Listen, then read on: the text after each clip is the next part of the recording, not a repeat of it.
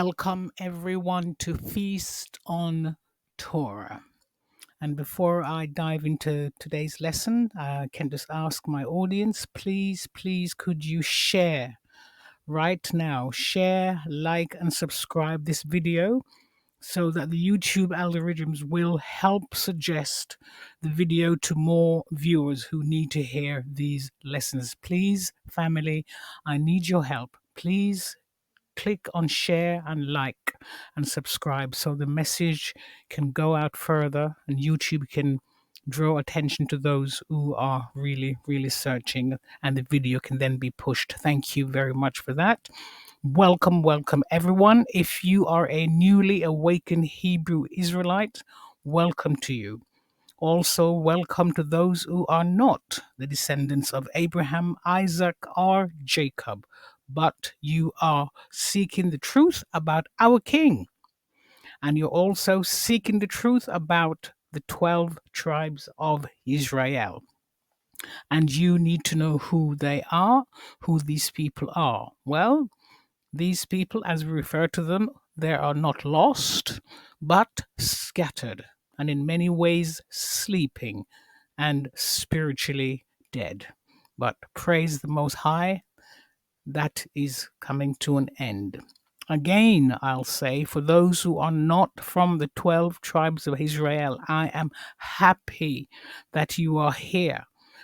Be assured that if you are seriously seeking out the truth, you cannot be divided in which God you serve. Because our first and foremost things we should look at is to continue on the commandments which was given to us in Exodus chapter 20 verse 3, which instruct us Hebrew Israelite, not the world, Hebrew Israelites. Exodus 20 verse 3 tell us very clearly that thou shalt have no other gods before me. And that's a little g for gods. From the outset also, I would like you to note, please note, that the whole Bible, not some of the Bible, but from the beginning to the very end, is all about the Hebrew Israelite people, the nation of Israel. Another note, I am not here to convert anyone. I am just here to present facts, and you can accept or reject the information. At the end of the day, the choice is yours. Also, I'm hastening to add to this. I'm not here to make friends. I'm not here to walk on eggshells and to offend. I'm not here to offend anyone, because nowadays we are afraid to speak the truth because we'll upset someone. We'll say this and we'll say that. The time is too dark, family, to play games. We need to hear the truth and apply the truth to our lives. So this is not time to getting very sensitive about who is what and who said what, and that could be said a little more nicely. We are grown adults, I hope, is listening, and we need to wake up from the darkness and find the light so that we can live and walk with our Heavenly Father forever. But if we are more concerned about our emotions and who said what and how it was said, then you are on the wrong channel. We need to get serious about our future and our salvation. So, again, I'll just remind you that the whole Bible is not for any other nation. It's not instructed to any other nation. It was instructed for the nation of Israel. I am not here to convert you. As I said before, I'm just here to present facts, and it's up to you if you listen or not. The choice will be yours. Each of us have to stand before the Father one day and give an account. And for some reason or not, I am not even hasting to have your blood on my hands. You take it or leave it, but we need to get to the truth, and I hope that you all will find the truth as we proceed with these lessons. Now, as I was saying, therefore, it is not negotiable to bring your worship of strange gods before Him, our Father.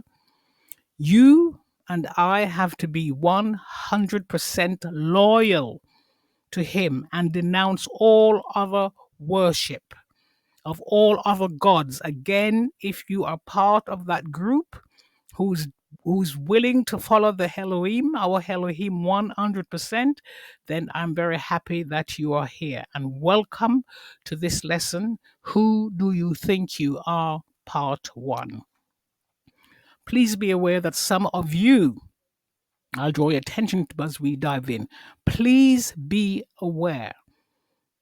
What is some of you? Most of us have been conditioned over the decades, either by radio, television, internet, Facebook, WhatsApp, you name it, and the Christian church, with the happy, clappy, shake a leg, run around the church a couple of times, followed by a 15-minute sermon, and then we're told all is well with the world, and off we go back to our daily lives. This is not how this works, family. This is ongoing. It is an ongoing long journey with a lot to unravel.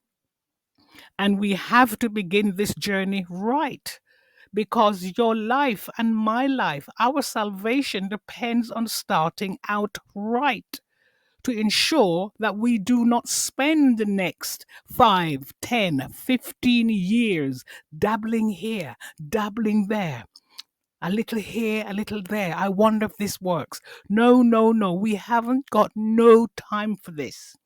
At the end of it all of you who practice that sort of, what do you call it, that sort of avenue to find out who you are, years will go by and you will be none the wiser. And you will also end up with having little knowledge of the scriptures. So let's start right. And the fundamental way of finding out the truth is by reading. I know that some of you get squeamish when you hear the word reading. And we will be reading a lot. And please don't tell me or even think in your head that you have no time to read and you don't read. Family, that is not true. If you own a cell phone, you have been reading every day. Some of you forget. You forgot how to talk because you spend so much time reading Facebook, WhatsApp, Instagram, etc., etc. And your cell phone is your God. You have lost, let me repeat, you have lost the heart of conversation.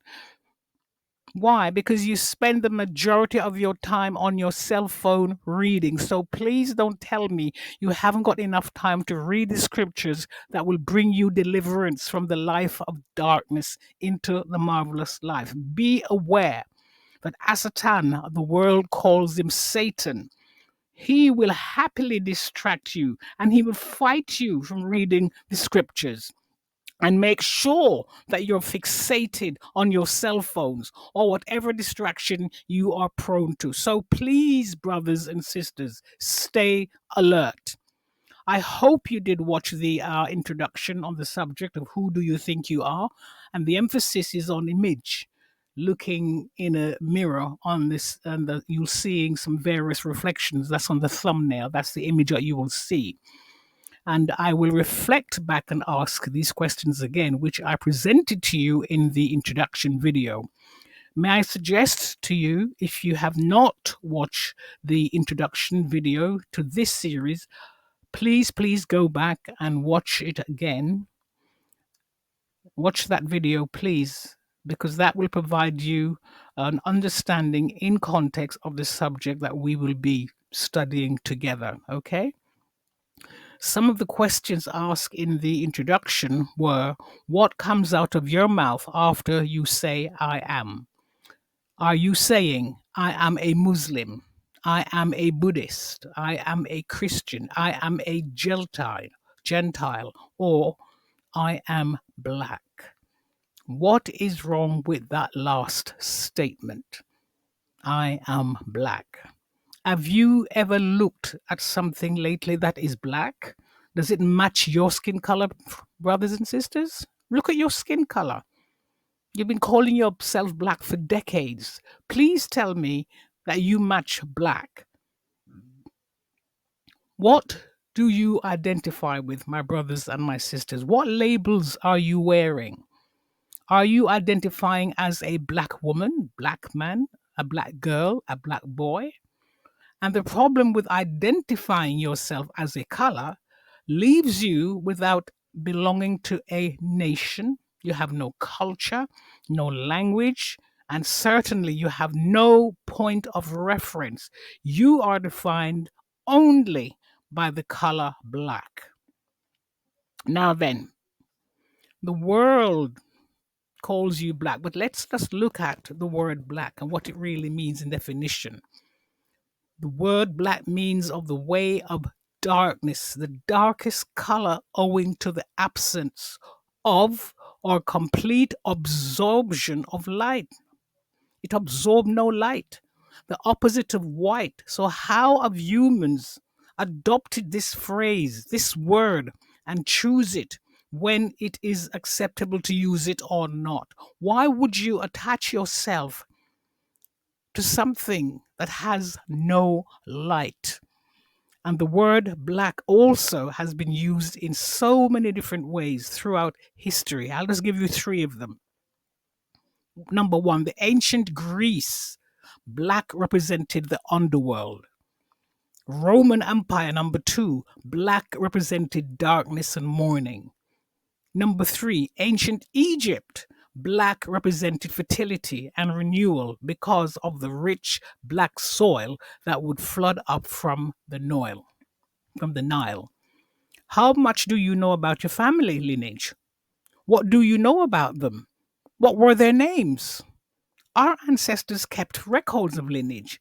But in today's world, brothers and sisters, you would be lucky if you can go back and trace your grandfather, your great grandfather, your great grandmother's surname and their profession, what they were like, what they look like. How far can you go back with confidence?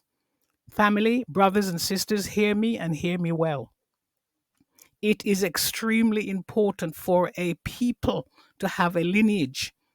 And the Cambridge definition, the Cambridge dictionary, defines lineage as the following. It means the members of a person's family who are directly related to that person and who lived a long time before him or her. We are the only race of people without a nationality, as I demonstrated in the introduction video. And some of the examples that was used then, I'll just refresh. For example, Germany, Germans. Italy, Italian. Spain, Spanish. Ireland, Irish. Now say black. Total silence. Which nationality does black belongs to? What language, brothers and sisters, what language does black speak? What culture is black? Please let me know if you know the answer to that. What culture is black? It is very tragic indeed for us to know that our lineage was stolen from us, and all we are left with to identify us is the color of our skin. You can do your own research and see if there is another group of people that has this ever happened to, who only identify their culture by their skin color. How messed up is that? You name me another human being, another race of people. You just say black, I know who they are. Think about that for a moment. That yours and mine, our lineage was stolen from us. And we are the only people group that have no point of reference. How absolutely tragic is that, family? The fact of the matter is having our lineage, our history stolen from us and left with only history, which is through slavery. How does that sit with you? So when the world looks at you and me, all they see is a slave, a descendant of slave. Is that who we truly are? Psychologically, brothers and sisters, this does have an impact in our brain and how we feel about ourselves. And if we cannot go any further than slavery, then it's only natural that you will see yourself as a slave and of the color black. And what is also distressing is that if you don't have a history or a lineage, you also don't have a name. Whose names are you wearing? Whatever name tag you have been assigned, be it Mr. Brown, Miss Jones, Mr. Wilson, whatever your last name is, that is the name of a slave owner. The most revolting, disgusting name of the worst human beings in the entire earth are slave earners. People around the world who all they do is trafficking. Whenever you go around the world, you will find our people scattered and also sharing the name of their slave owners. This is self explanatory, family. There is no human being on planet Earth that there is more, that they are so disgusting than another human who is involved in human trafficking. Let me just give you some background. They raped both men and women, the lynchings, the hangings. They feed babies to alligators as alligator bait. The labor of work our people provided for years was without pay. Yet our oppressors, they were having picnic as an afternoon fun time with our men hanging on trees while they are breathing their last breath. These devils, guess what they were doing? Taking photographs. Now, fair use, this comes from Salem United. And I'll read this for you. I'll put that on the screen so you can see that. Almost 4,000 blacks who were lynched between 1882 and 1962 were lynched in settings that are approximately described as picnic-like. Philip Dre, a historian, stated lynching was an undeniable part of daily life, as distinctly American, just like you play football games and church suppers. Men brought their wives and children to the events, posed for commemorative photographs, and purchased souvenirs of the occasion as if they had been at a company picnic. Think about that. Would you do something like that? They call us savages. And yet we see this barbaric behavior in broad daylight, watching the life being sucked out of one of our brothers and sisters, and they're having a picnic and then taking photographs. They're not done yet, and they're still doing it today. Fair use, fair use. Now, back to the same one again, Fair Use Salem United INC. At the end of the 19th century, Henry Smith, a mentally challenged boy, a 17-year-old black male, so they called him back in the day, 17-year-old black male, was accused of killing a white girl. And before a cheering crowd of hundreds, guess what? Smith was made to sit on a parade float drawn by 4 white horses. The float circled numerous times before the excited crowd tortured, then burned Smith alive. They were so excited to watch this young man die, 17 years old. And we are walking around and said we can't tell who we are. You let me know which other nation on this planet and is still going through these things, and the world is totally silent. You tell me which other nation has to put up with this nonsense. So, family, let me just ask this question. Which people group fits this scenario of wherever they are in the world, they are treated like less than? Let's look at an example, and I'll be right back. Fair use, fair use. This is from an article called Yard Hype, and this was back in March 2022, on the 6th of March 2022. And it reads, African forced to eat banana like a monkey by racist Ukrainians. A dark-skinned African man was a victim of more distasteful acts of racism, which demonstrates how Black people in the country are still being assaulted by racist Ukrainians. In the video, that was a video, but I've just got the picture here because of copyright. So it was a video that was taken of this young man. And it reads, in the video, the African man was at the supermarket with an empty handbasket when he is approached by what seemed to be a Ukrainian man and woman. The Ukrainian man began to give a banana to the African man, who rejected it. When the African repeatedly refuses to take it, the Ukrainian man hits him and seemingly threatened him. Feeling forced, the African takes the banana, and it appears as if the Ukrainian instructs him to eat it. The African man complies by eating the banana unwillingly. So I asked the question again, which people group fits this kind of scenario? We are the only people on this planet who is treated less than an animal, even in a public place. And guess what? No one is in a hurry to come to your defense or my defense. And the world remains silent.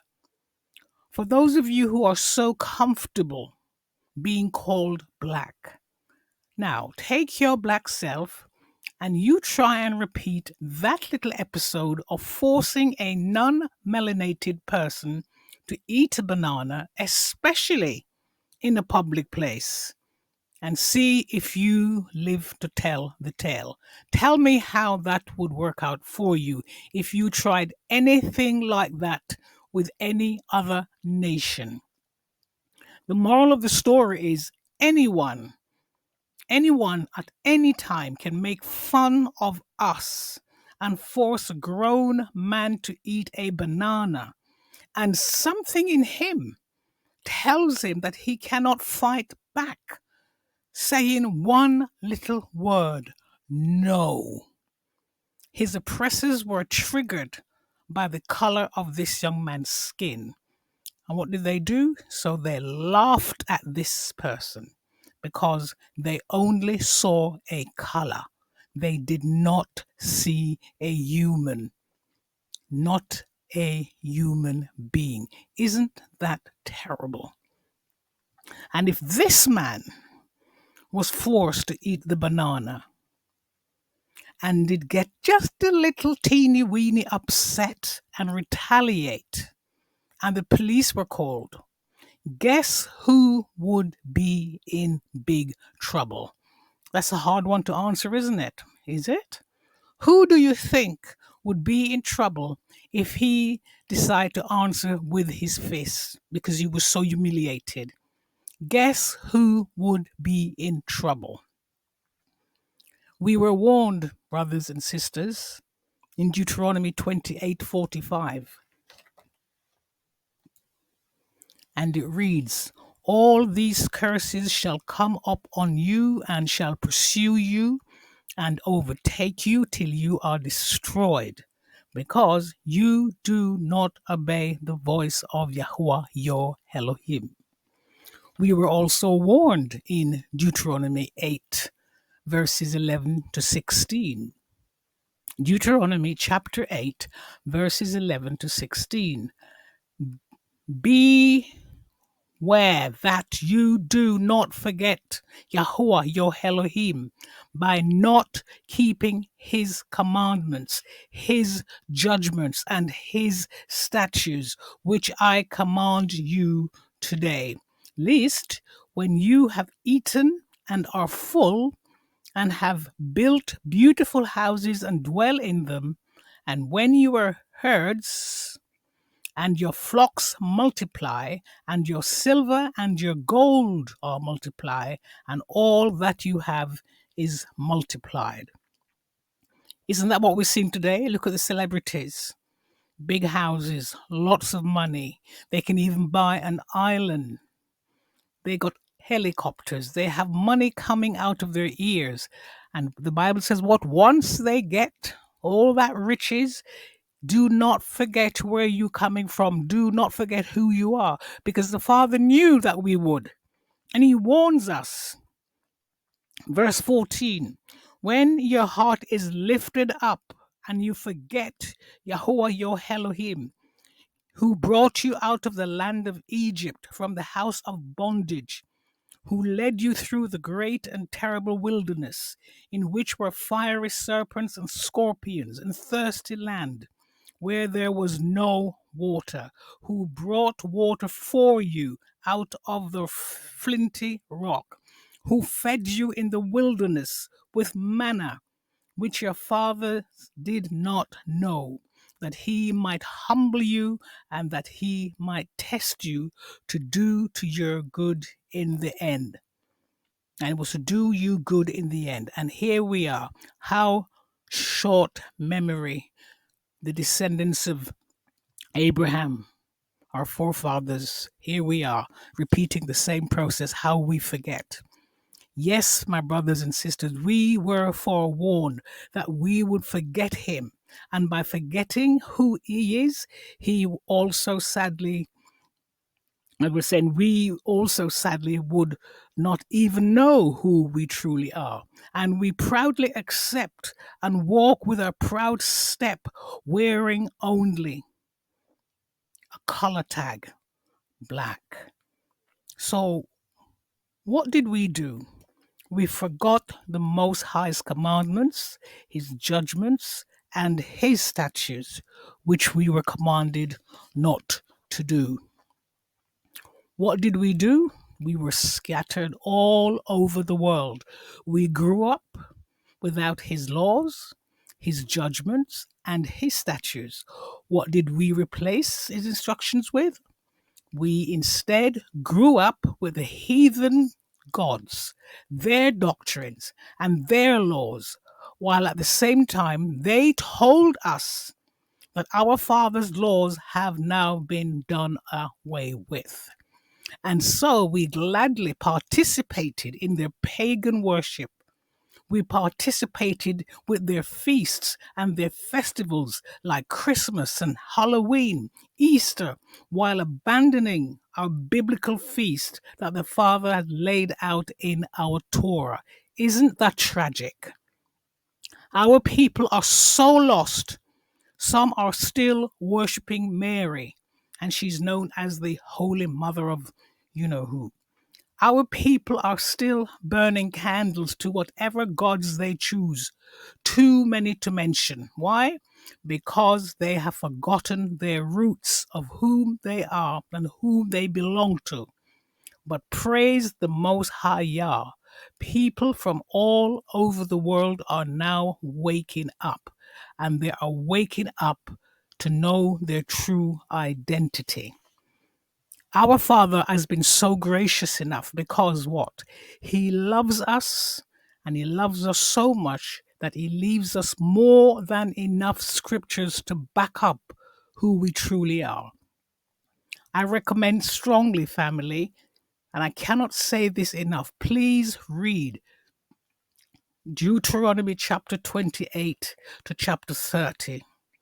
So you will get an entire deeper understanding of the journey. The journey is all laid out in those books, and it will help you to have an understanding as we proceed in these lessons.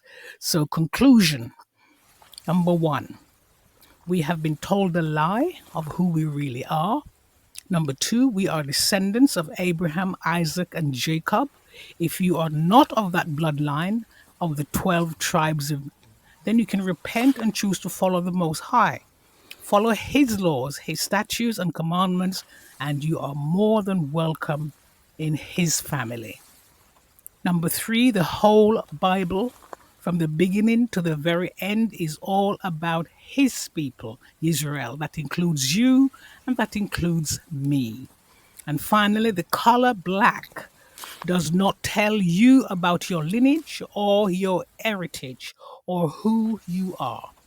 Your names were given to you by your ancestors' slave masters. That includes us also. Please, brothers and sisters, I urge you to share and like this video, please. And also subscribe so we can reach as much people as possible who need to find the truth. Thank you for watching. Hope you have been blessed in this lesson. My prayers is that as we continue our journey of discovery, we will come to know who we truly are and worship our Abba Father in spirit and in truth. Until next time, shalom from my household and shalom to your household. Shalom, family.